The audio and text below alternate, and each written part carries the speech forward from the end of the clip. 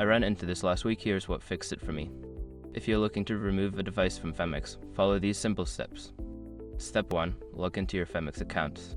Start by accessing the Phemex website or app and logging in with your credentials. Step 2. Navigate to Security Settings. Once logged in, go to your account settings and find the Security section. This is where you can manage your devices. Step 3. View connected devices. In the Security Settings, look for an option that lists all connected devices.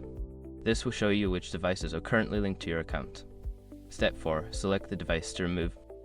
Identify the device you want to remove from the list and click on it. There should be an option to remove or disconnect the device. Step 5. Confirm the removal. After selecting the device, you'll likely be prompted to confirm your choice. Make sure to confirm to complete the removal process. Remember, if you accidentally remove a device, you may need to go through the login process again on that device. I hope this helps you manage your devices easily.